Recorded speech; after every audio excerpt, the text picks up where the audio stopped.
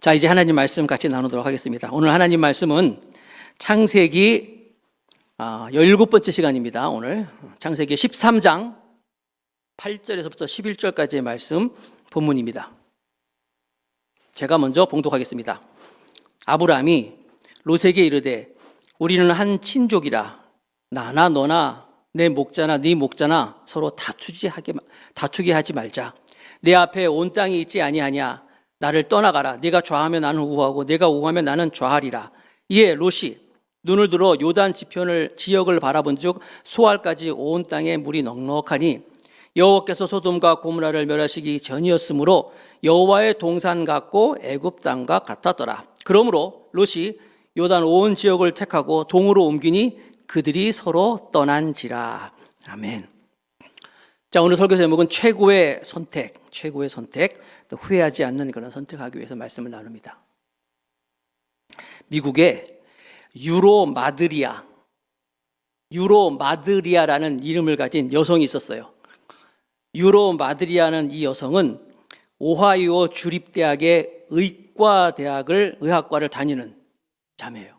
그리고 미대에도 나갈 정도로, 그러니까 의과대학을 나오니까 의사가 되는 지성과 미인대에도 나가는 미모를 갖춘 그런 아주 귀한 여학생이었어요.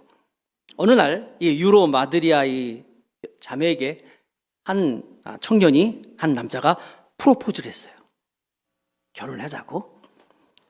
그런데 그 청년은 호텔 옆에 구석진 조그만 사무실에서 사업은 하고 있었는데, 조그만한 이름도 없는 그런 사업을 하고 있었고, 가진 것도 없었고, 대학도 아직 나오지 않았고, 그러면 인물이라도 좋아야 되잖아요. 그게 아니라 바짝 마르고 이렇게 그런 사람이었어요. 그랬더니 이 유로 마드리아는 이 여성이 그 프로포즈를 받고, 도대체 당신 같은 남자가 나를 어떻게 보고 나한테 프로포즈를 하냐 하면서 화를 냈어요. 그러니까 이 남자는 이 자매에게 프로포즈를 했던 게 퇴짜를 맞았잖아요. 그런데 이 프로포즈를 거절당한 이 남자는 40살이 되기 전에 세계에서 가장 큰 부자가 되어버렸어요. 이 사람이 누구냐? 마이크로소프트사의 빌 게이츠라는 사람이었어요. 그러니까 저도 이 유로 마드리아인 여자 이름도 알죠. 물론 부자하고 결혼해야지만이 꼭 행복하다라고는 할 수 없지만, 그래도 여러분, 여성으로서 세계에서 제일 부자인 남편을 두는 건 한번 생각해 볼 수 있잖아요. 그럼 이 여인은 나중에 어떻게 됐느냐? 요트 업자에게 결혼했다가 이혼을 하고 혼자 쓸쓸하게 그렇게 살고 있다고 합니다. 제가 드리고 싶은 이야기는 뭐냐면, 하나님, 선택한다는 것, 내가 무엇을 선택하느냐 굉장히 중요하다. 그 선택에 따라서 정말 다른 삶을 살 수 있다는 것을 제가 예로 말씀드린 거예요. 우리는 매일매일 선택하고 살잖아요. 그래서 샤르트르라는 모든 사람은 다 이것저것 선택할 수 있다. 그러나 중요한 것은 그 선택에 따른 책임을 져야 된다. 알베르 까미라는 사람은 나의 인생은 내가 내린 선택의 결과다라고까지 얘기했어요. 그러니까 저와 여러분들이 오늘 있는 거, 우리가 있는 이 위치, 나라는 이 모든 것들, 내 모습, 이 모든 것들은 내가 이전에 선택했던 것들의 결과다라고 할 수 있는 거예요. 오늘 저는 최고의 선택, 후회하지 않는 선택을 하기 위해서 오늘 창세기 말씀을 쭉 보고 있는데, 어떻게 하면 우리가 최고의 선택을 할 수 있느냐, 또 후회하지 않는 선택을 할 수 있느냐, 말씀을 통해서 한번 살펴보도록 하겠습니다. 자, 창세기의 말씀 17번째입니다. 하나님이 천지를 창조하시면서, 그러면서 우리는 특별히 그 인물들을 쭉 살펴봤어요.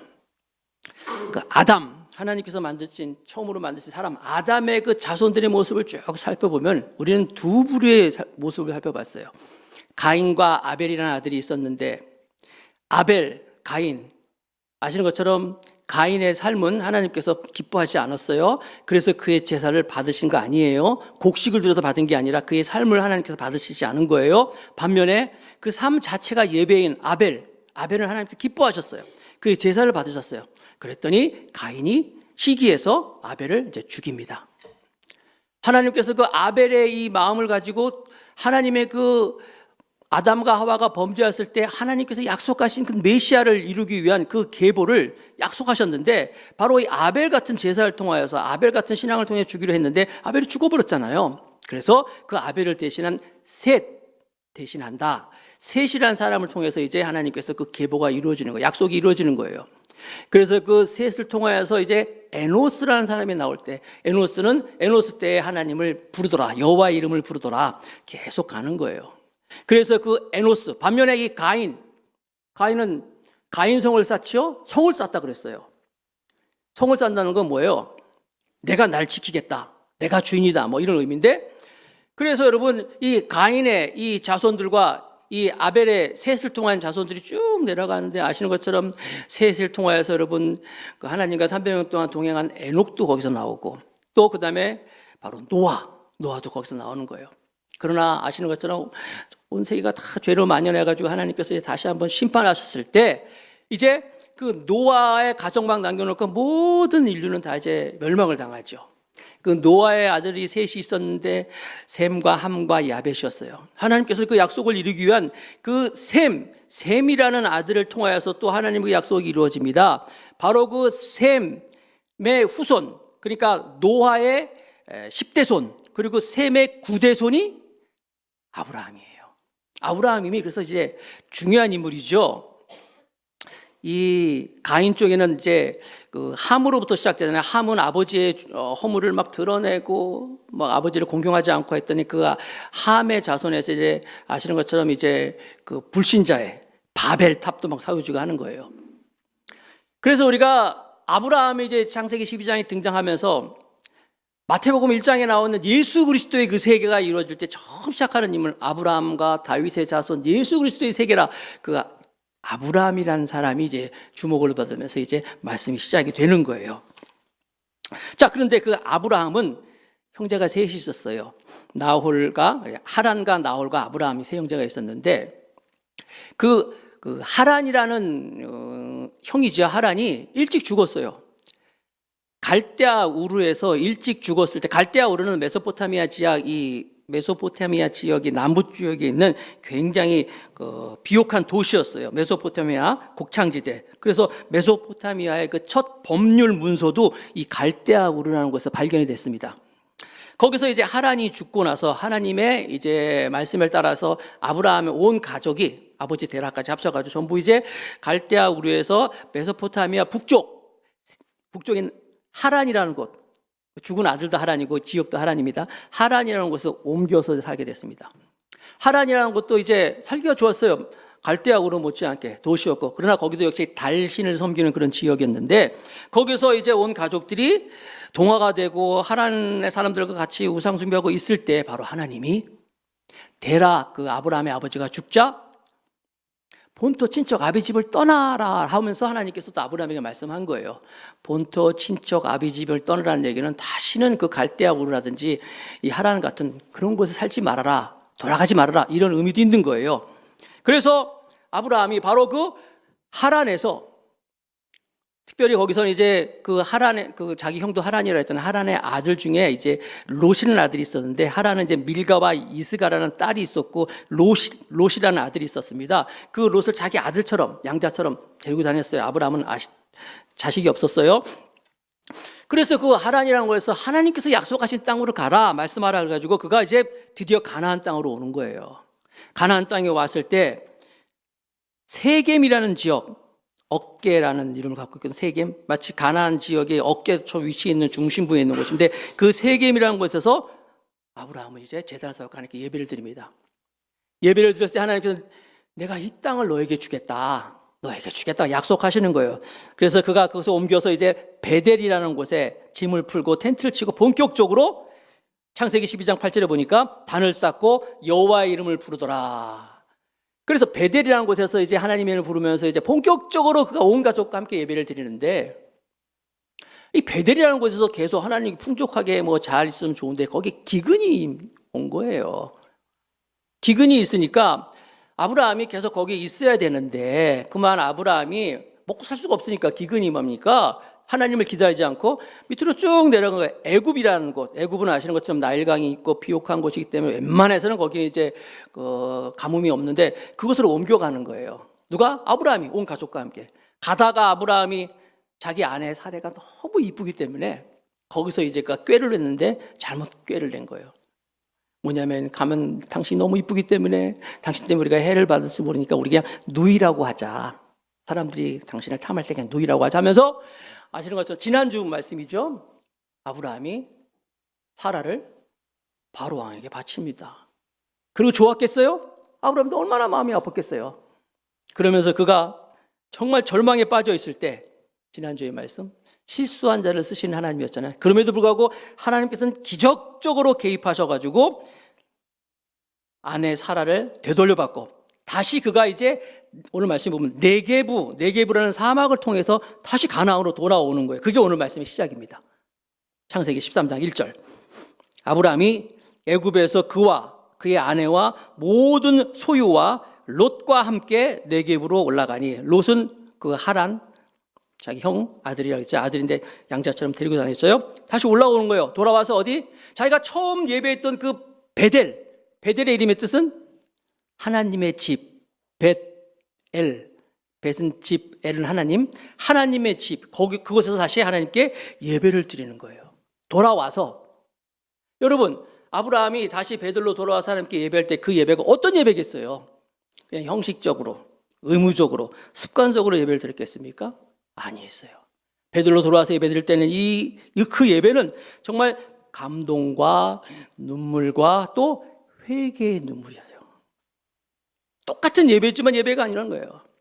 그가 정말 우여곡절 끝에 애굽에 갔다가 아내를 잃을 뻔했다가 다시 찾아가지고 다시 하나님께 돌아와서 예배 드릴 때 그 예배. 제가 전에 그 청년들을 담임하고 있었어요. 청년을 다니면서 예배를 드리는데 청년들 예배는 코이노니아라는 시간이 항상 있었어요. 그러니까 친교 시간인데 광고도 하고 또 청년들 무슨 일이 있을 때 소개도 하고 격려도 하고 뭐 이런 시간인데 특별히 군대 간 청년들 그래서 휴가 나오면 꼭 소개를 해요. 수고했다. 그래서 격려하고 막 그런 시간을 갖는 게 코이노니아 시간인데 한 청년이 군대를 갔다가 첫 휴가를 맞아가지고 이제 그때 코이노니아 시간에 앞에 소개를 받았어요. 앞에 나왔어요. 그래서 얘기를 하는데 막 우는 거예요. 이 청년이 나오자마자 막 펑펑 울어. 사람들이 막 당황했죠. 그랬더니 입을 열어서 얘기하는 거예요. 그 청년들한테 여러분들이 아무렇지도 않게 평범하게 그냥 드리는 이 예배가 누군가에게는 너무너무나 그립고 사모하고 은혜가 되는 예배라는 사실을 꼭 기억해 주세요. 그러더라고요.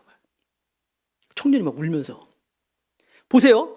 똑같이 성가대가 있고 찬양 인도자가 있고 똑같은 목사님이 설교하고 다 똑같아. 그런데 이 청년은 다르다는 거예요. 누가 달라요? 이 청년은 다르더라는 거예요.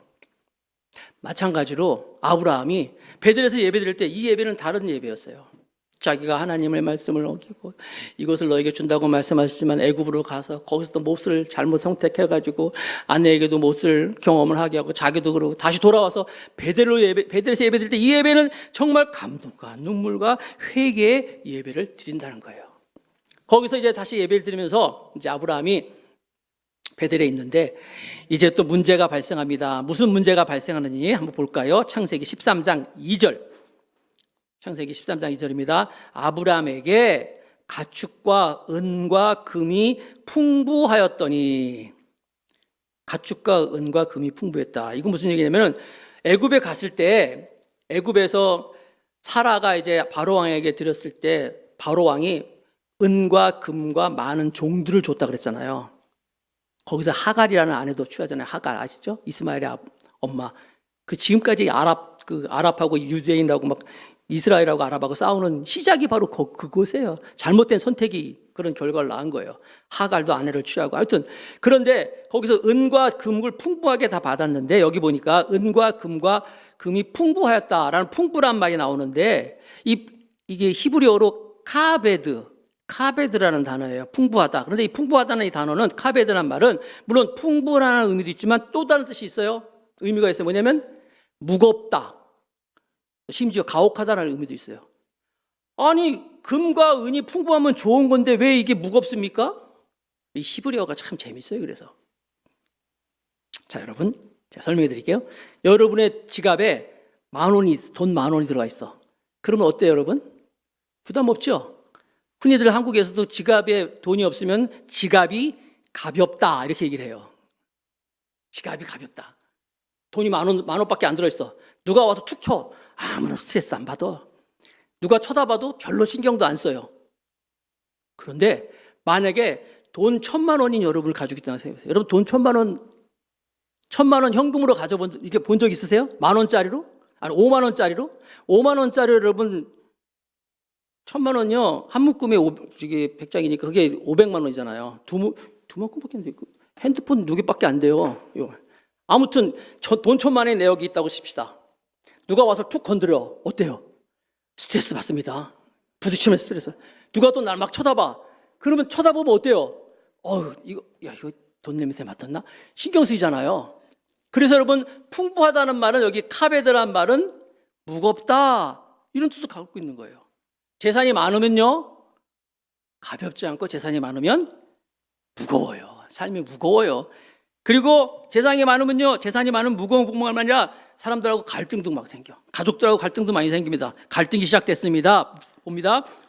5절 6절 창세기 13장 5절 6절 아브라함의 일행 롯도 양과 소와 장막이 있으므로 여기서 알 수 있는 것은 아브라함이 그 바로 왕한테 많이 받았을 때 자기 혼자 다 먹은 게 아니라 아들 같은 롯에게도 나눠줬구나. 나눠줘가지고 롯도 양도 많고 소도 많고 장막이라는 얘기는 또 이게 이제 가족들이 있었다는 얘기예요. 여러분 나중에 알겠지만 이 롯이라는 사람이 부인과 딸 둘 있잖아요. 이렇게 가족들이 있었다. 결혼했다. 가정이 있구나. 그들이 동거하기에 넉넉하지 못하였으니 이는 그들의 소유가 많아서 동거할 수 없었습니다. 그러니까 이 돈이 많으니까 금, 가축, 노비도 많으니까 그러니까 이걸로 인해 가지고 갈등이 생겼어요. 없을 때는 같이 있기 편했어요. 없으니까 동거하는데 아무 지장이 없었는데 많이 생기니까 많이 가진 것이 삶이 무거운 거예요, 여러분. 그리고 많은 것으로 인해서 지금 갈등이 생기고 막 다툼이 있는 거예요. 한국도 그렇잖아요, 여러분. 어머니, 아버지가 재산이 많으면 부모님이 재산이 많으면 자녀들이 갈등이 심해요. 없으면 차라리 괜찮아. 그래서 제가 이렇게 목사이다 보니까 이렇게 장례도 많이 가잖아요. 가보면요. 장례식장에 가보면요. 여기저기서 막 다투는 걸 제가 많이 들었어요. 가만히 들어보면 다 뭐 때문이에요? 그 재산 때문에 막 형이 어쨌고 말이야. 동생이 어쨌고 말이야. 그런 게 많은 것 같아요. 많으면 많을수록 갈등이 더 많은 거예요. 그러니까 제일 좋은 건 뭐예요? 부모님들이 미리미리 자녀들에게 다 나눠주고 또 하나님께서 많이 드리고 다 정리하면은 아무런 문제가 없어요. 귀 있는 자는 들을지어다. 아무튼 이 재산으로 인해 가지고 롯의 가정하고 아브라함의 가정하고 막 다툼이 있으니까 드디어 아브라함이 거기에 개입을 합니다. 어떻게 해결합니까? 창세기 13장 8절 9절 오늘 제가 읽었죠. 처음에 아브라함이 롯에게 이르되 우리는 한 친족이라 나나 너나 내 목자나 서로 다투게 하지 말자. 네 앞에 온 땅에 있지 아니하냐. 나를 떠나가라. 네가 좌하면 나는 우하고 네가 우하면 나는 좌하리라.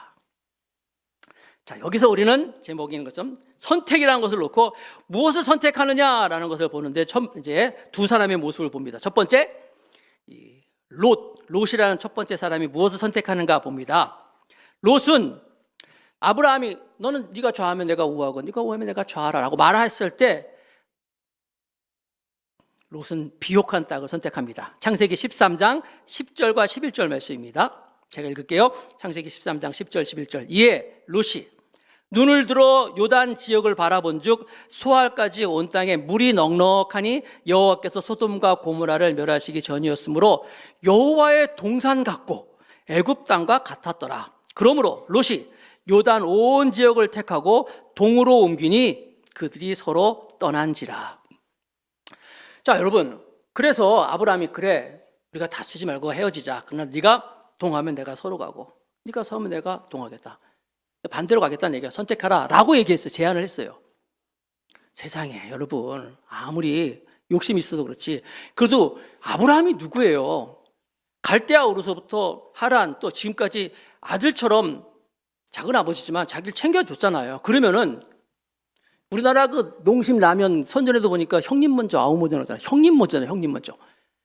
형님 먼저 해야 되는데 이 롯이라는 사람은 자기의 이익을 위해서 좋은 땅, 좋은 것을 덜썩 선택하는 거예요. 자기 유익을 위해서. 여기 보니까 말이에요. 물이 넉넉하다. 여러분, 이 목축하는 사람들에서는 물이라는 건 굉장히 중요한 거거든요. 물이 넉넉하고 또 소돔과 고모라가 멸하기 전이니까 도시가 있고 동산, 심지어 여호와의 동산 같고, 여호와의 동산은 에덴 동산 같다라는 거예요. 그리고 애굽 땅과 같다. 아까 말씀드렸잖아요. 애굽 땅 비옥한 곳이에요. 거기 웬만하면 거기는 뭐 가뭄이 없는 거죠. 그런 곳이라면서 탁 선택을 하는 거예요. 이렇게 선택하였을 때 그 선택을 하나님은 욕심같이 탐욕같이 자기의 좋은 걸 선택했다라고 이렇게 평가하는. 왜냐하면 그 결과가 그렇게 나타나기 때문에. 그래서 우리 예수님께서도 항상 우리가 이런 욕심, 자기의 눈에 보이는 이익, 눈에 보이는 탐심을 가지고 살지 말라고 수차례 경고하셨잖아요. 누가복음 12장 15절 다 같이 읽겠습니다. 시작. 그들에게 이르시되 삶과 모든 탐심을 물리치라. 사람의 생명이 그 소유에 넉넉한 데 있지 아니하니라 하시고. 여러분, 그래서 우리가 뭐 선택할 때 최고의 선택 오늘 말씀 나누잖아요. 항상 우리는요, 눈에 보이는 이익, 눈에 보이는 탐심보다도 제일 중요한 것, 하나님이 무엇을 기뻐하실까라는 여러분 기준이 되어야 돼요. 하나님이 기뻐하실까 묵상하고 하나님이 좋아하는 걸 선택하면 반드시 하나님께서 우리를 붙잡아 주시고 도와주시고 인도해 주십니다. 그러나 사람들이 그냥 눈에 보이는 거 그냥 이익을 위해 선택하잖아요. 그러면 그 최후가 하나님으로부터 어떻게 보면 더 멀어질 수 있는 선택한다는 거예요. 아무튼 아브라함의 이 제안에 롯은 거침없이 비옥한 땅을 선택했어요. 두 번째, 롯은 믿음보다도 타락한 세상을 선택합니다. 그 당시에 이 소돔과 고모라 성이 이것을 어떻게 표현하고 있냐면 창세기 13장 12절 13절 보니까 아브라함은 가나안 땅에 거주하였고 롯은 그 지역의 도시들에 머무르며 그 장막을 옮겨 소돔까지 이르렀더라. 소돔 사람은 여호와 앞에 악하며 큰 죄인이었더라. 우리가 창세기 지금 계속 말씀 나누고 있잖아요. 그러면서 도시라고 하는 것이 어떤 곳이라고 했어요? 가인이 가인성을 쌓고 그 아들의 이름을 떠서 에녹성이라고 이름 졌잖아요. 그러면서 라멕이라는 사람이 또 성을 졌어요. 라멕도 성을 짓고 거기서 뭐 유발이라든지 뭐 이렇게 여러 아시는 것처럼 뭐 문화적인 것 막 보여주면서 도시는 거기서 막 칼의 절대성을 얘기하고 권력의 절대성, 문화의 절대성 얘기하면서 하나님은 도시보다는 도시는 죄악된 곳을 상징한다 그랬잖아요. 그것이 결정체가 나중에 바벨이잖아요. 바벨탑을 쌓는 거란 말이에요. 그런데 이 롯이라는 사람이 바로 그 도시, 여기 보니까 도시들을 머물면서 특별히 여호와 앞에서 악하고 큰 죄인이었다라는 것 알면서도, 그것이 죄악된 곳이고 범죄한 곳이라 알면서도 비옥하니까 좋으니까 롯은 그것을 선택하는 거예요. 세상을 선택하는 거예요. 아브라함은요, 아까 창세기 13장 1절에도 보니까 네게브 사막이라고 나오잖아요. 의도적으로 그 가나안 땅에서 이 애굽으로 내려갈 때도 이 도시를 피해서 사막 쪽으로 갑니다. 올라올 때도 마찬가지예요. 애굽에서 올라올 때도 도시를 피하여서 사막 쪽으로 올라오는 거예요. 아마 롯은 그러겠죠. 기왕이면 저 도시 들은 데로 들리면서 여러 가지 도움도 받으면서 옵시다 했겠죠. 아브라함 아니야. 사막을 통해 도시를 피해서 옮겼다는 거예요. 그런데 바로 이 소돔이라는 곳이 악하고 큰 죄인이었다고 해서 이 큰이라는 말이 히브리어로 메오드라는 단어인데 이거는요, 죄악의 정도가 상식을 뛰어넘어서 심각한 것을 얘기하고 있는 거예요. 그러니까 이 롯이라는 사람은 죄악을 아주 범죄한 것을 알면서도 그걸 선택. 거기서 어떻게 됩니까? 결국 소돔에 가가지고요, 이 롯이라는 사람은 그 창세기 19장에 보면은 이제 나중에 이제 보겠지만은 그가 성문 앞에 앉았다라고 이렇게 표현되고 있는데, 성문에 앉았다는 얘기는 그 당시 고대 그 창세기 그 시대는 성문 앞에서 모든 재판도 이루어지고 성문 앞에서 무슨 큰 거래도 이루어지고 했어요. 그렇기 때문에 성문 앞에 앉았다는 얘기는 유지가 됐다는 얘기야. 높은 위치에 있다는 거예요. 한마디로 성공했다는 거예요. 그 소돔 땅에 가서 그는 성공했어요. 성문 앞에 앉아있을 정도로 이렇게 잘 되고 있어요. 특별히 자기 딸들도 결혼도 잘 시켰어요. 그런데 그게 다였어요. 하나님께서 그를 기뻐하지 않았어요. 나중에 한순간에 다 없어지잖아요. 자기가 쌓아놓았던 모든 것들이 불이 확 떨어져가지고. 여러분, 이거 한번 생각해 보겠습니다. 노아 방주, 우리가 아는 것처럼 하나님께서 인류를 다 멸망시키겠다 할 때 하나님께서 노아라는 사람을 선택해가지고 노아의 가정을 방주로 집어넣었어요. 그때 들어간 사람이 노아와 노아의 부인과 아들 셋, 셈, 함, 야벳, 그리고 자부, 그러니까 며느리 8명이 들어갔어요. 그러면 여러분, 8명의 사람이 이제 구원을 받은 거예요. 그런데 여러분 생각해 봅시다. 노아가 노아 방주에 들어갈 때 그 노아의 자녀들 입장에서 아버지가 방주 짓자고 해서 방주 안에 불이 이제 홍수가 하나님 심판이 있을 건데 들어가자 그랬을 때 들어가잖아요. 노아는 내가 이해해. 왜? 의인이잖아요. 당대 의인이고 하나님께 막 말씀 하나님 동행했던 사람 믿어요. 노아가 방주에 들어간 걸 믿는데 노아의 아들들이 같이 따라 들어갔어. 그리고 노아의 며느리까지 따라 들어갔어요. 이게 이해가 됩니까? 아버지는 들어간 걸 이해하는데 아니 무슨 비가 무슨 온다고 옵니까? 무슨 방주가 산에다 짓고 올라갑니까? 하는데 따라 들어갔어요. 그건 뭘 얘기하냐면 노아의 자녀들은 셈, 함, 야벳이죠. 그리고 그의 며느리들은 아버지를 정말 신뢰했어요. 아버지가 이렇게 하면 맞는 거야. 아버지 말씀이 맞아. 그래서 다 따라 들어간 거예요. 롯이라는 사람은요, 나중에 그 두 딸이 결혼을 하잖아요. 결혼을 해가지고 이제 결혼을 했으니까 사위들이 있을 거 아니에요?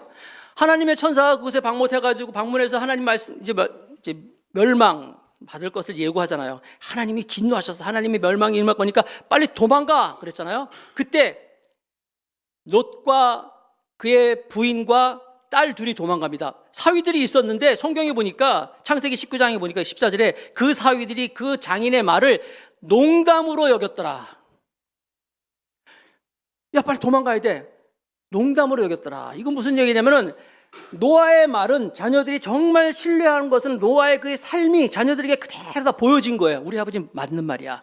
그런데 롯의 사위들은 장인이 얘기하는 것을 농담으로 여겼다는 거예요. 그건 롯이 어떻게 살았다는 거예요? 전혀 경건하지 않았다는 거예요. 롯의 삶이 신뢰가 안 됐다는 거예요. 사위들이 안 따라가요.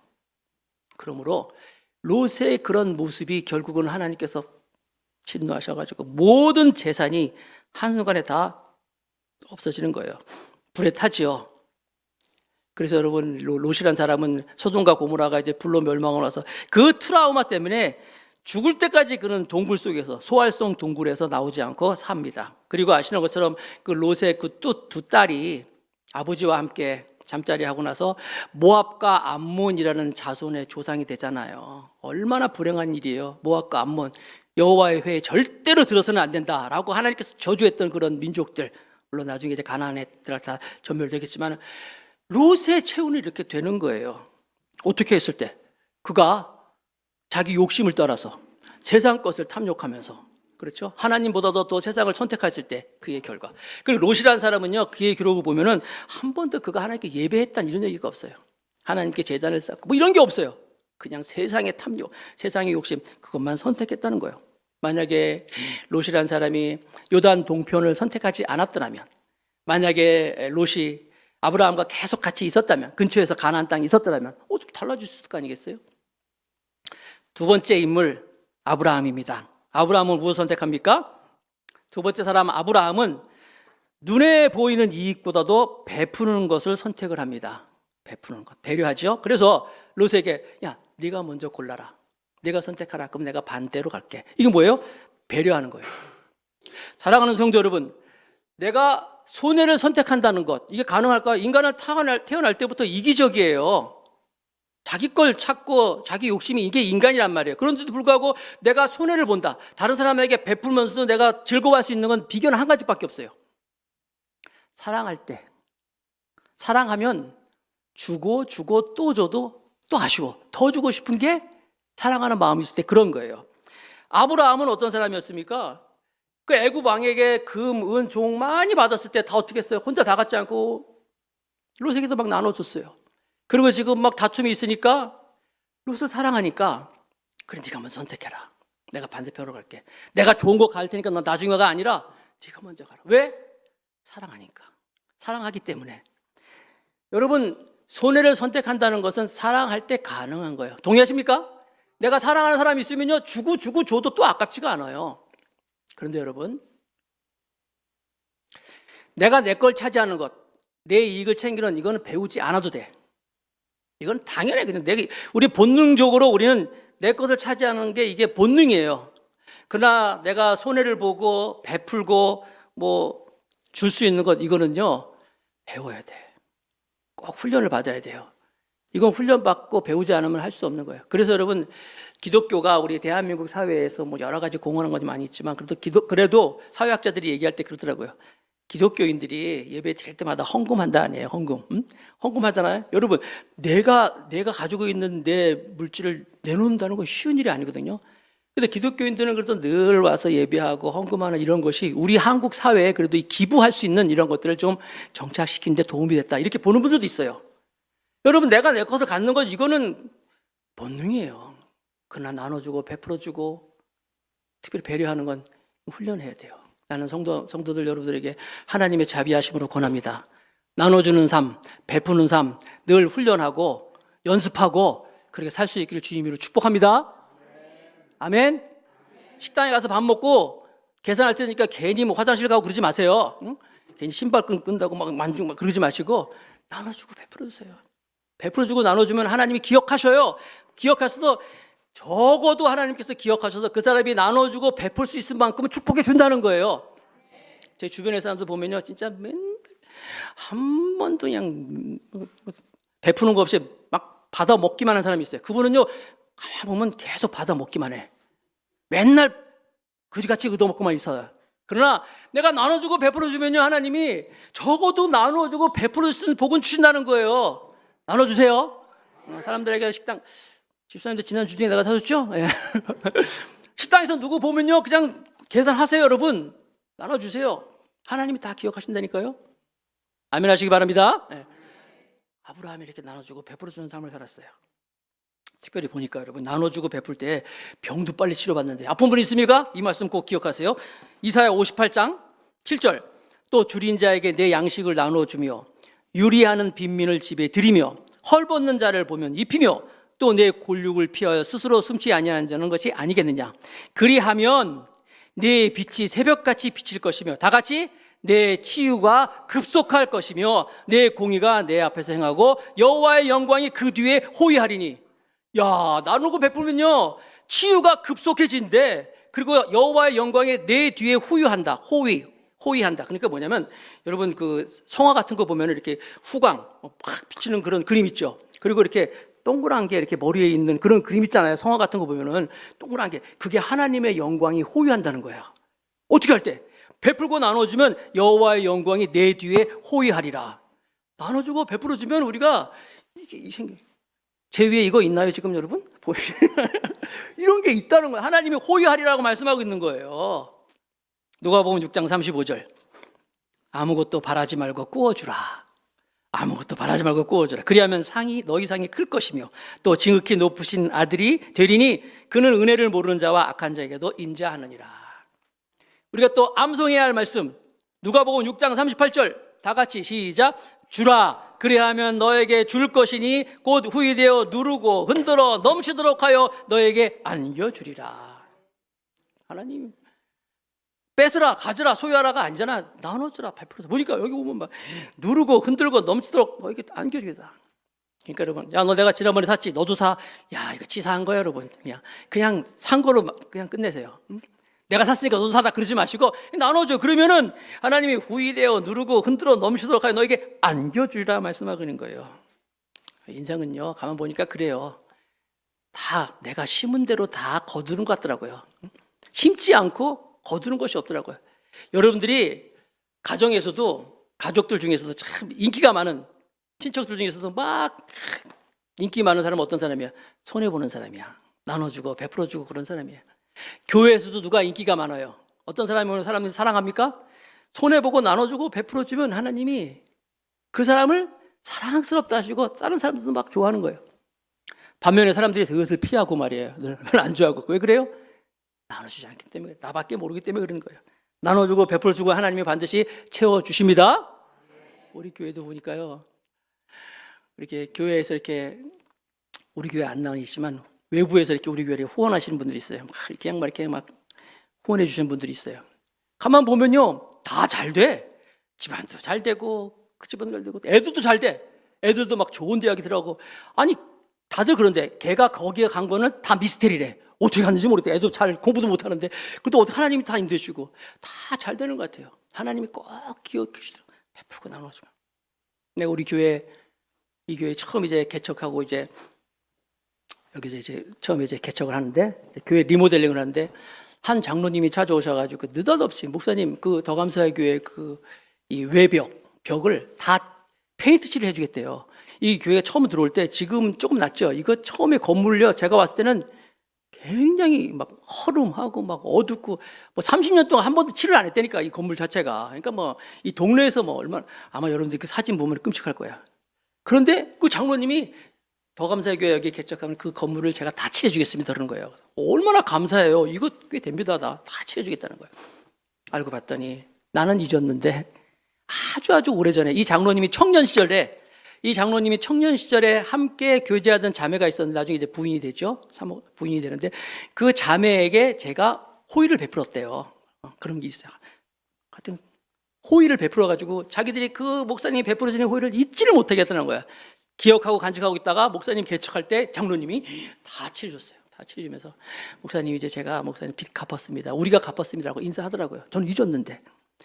여러분들이 누구에게 호의를 베푸냐, 하나님은 꼭 기억하셔요. 기억하셔서 어떻게 반드시 여러분에게 더 좋은 것으로 채워줄 줄로 믿습니다. 잠언 11장 24절 25절 같이 읽겠습니다. 잠언 11장 24절 25절 다 같이 시작. 흩어 구제하여도 더욱 부하게 되는 일이 있나니 과도히 아껴도 가난하게 될 뿐이니라. 구제를 좋아하는 자는 풍족하여질 것이요 남을 윤택하게 하는 자는 자기도 윤택하여지리라. 잠언 말씀은 참 여러분, 잠언이 31장까지 있잖아요. 잠언이 31장까지 있기 때문에 그냥 매일 우리가 지금 성경 읽기 계속 합니다.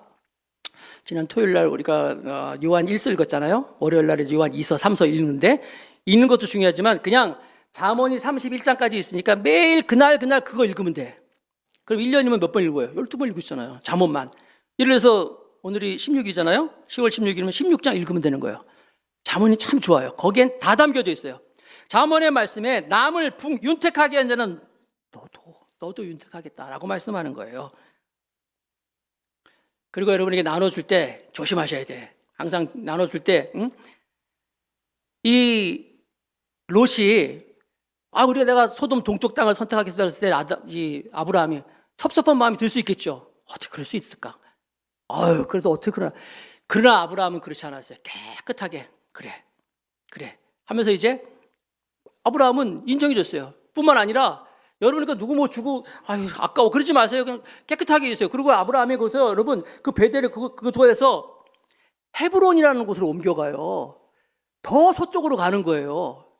철저하게 자기가 그 약속을 지키는 거예요. 혹이라도 저기 롯에게 약속을 지키는 게 무슨 이유가 있을까봐 더 멀리 가면서 잊어버리는 거예요. 이런 마음을 가지고 여러분들도 항상 눈에 보이는 것보다 하나님이 기뻐하는 것, 특히 나누는 것, 베푸는 것 선택한 여러분 되시기 바랍니다. 볼까요? 창세기 13장 14절. 롯이 아브라함을 떠난 후에 여호와께서 아브라함에게 이르시되 너는 눈을 들어 너 있는 곳에서 북쪽과 남쪽 그리고 동쪽과 서쪽을 바라보라. 우리나라 사람은 동서남북, 창세기 10장에 얘기했죠. 동서남북. 그러나 그 자손들 얘기할 때 이스라엘은 어떻게 한다 했어요? 북남동서 그랬잖아요. 북남동서. 동서남북 아니라 하나님이 보여주면서 다 봐라. 너 있는 걸 봐라 말씀하시면 13장 5절, 창세기 13장 5절, 보이는 땅을 내가 네 자손에게 주리니 영원히 이르리라. 이 영원히 이르리라 이 말씀이 심지어 지금까지도 이루어지고 있잖아요. 이스라엘 사람들이 아직도 가나안 땅 팔레스타인 지역을 주인으로 있잖아요. 하나님이 영원히 있으리라 약속한 거예요. 창세기 13장 16절, 그러면서 내가 네 자손의 땅에 티끌 같게 하리니 사람이 땅의 티끌을 능히 셀 수 있을진데 네 자손도 세리라. 무슨 얘기예요? 땅의 티끌같이 내가 네 자손이 있게 하리라 말씀하셨어요. 이 비전을 잡은 거예요. 누가? 아브라함이. 땅의 티끌같이, 지금 당장 아이가 하나도 없는데도 불구하고 하나님 이렇게 말씀하셨어. 하나님의 언약을 믿을 거야. 붙잡은 거예요. 그랬을 때 하나님이 창세기 13장 17절에 너는 일어나 그 땅을 종과 횡으로 두루 다녀보라. 내가 그것을 네게 주리라. 비전을 잡았잖아요. 걸어가. 다 너가 네 밟는 땅하다 너한테 주겠다고 말씀하시는 거예요. 시간이 많이 갔네. 마지막으로 하나 더 봅시다. 아브라함은 그리고 두 번째 예배를 선택합니다. 예배를 창세기 13장 18절 이에 아브라함이 장막을 옮겨 아까 말씀드렸죠. 헤브론에 있는 마물의 상수리 숲을 이르러 거주하며 거기서 여호와를 위하여 제단을 쌓았더라. 제단을 쌓았다. 더 멀리 롯에게 더 멀리 떠나간 거예요. 거기 가서 하나님께 예배를 드리는 거예요. 아브라함은 이익을 선택한 것이 아니라 정말 배려하는 것을 선택하였고 그리고 아브라함은 예배를 선택하는 거예요. 시편 73편 28절 말씀 하나님께 가까이함이 내게 복이라 내가 주 여호와를 나의 피난처로 삼아 주의 모든 행적을 전파하리이다. 여러분 아브라함의 그 일생의 특징은요 한마디로 예배예요. 예배.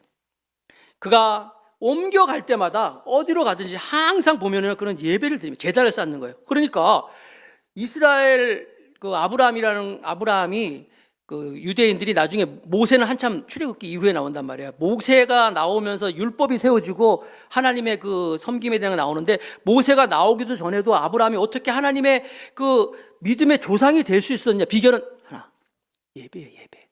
가는 곳마다 세겜에서 드리고 베델에서 드리고 또 다시 돌아와서 헤브론에서 예배드리고 가는 곳마다 예배를 드리는 거예요. 이렇게 예배를 드리니까 어딜 가든지 그 당시는 가는 곳마다 지역마다 신이 있고 그 지역마다 어떤 자기들의 문화가 있을 터인데 가는 곳마다 거기서 예배를 드리니까 하나님을 잊어먹지 않지요. 가는 곳마다 예배를 드리니까 하나님을 이름을 부르는 거죠.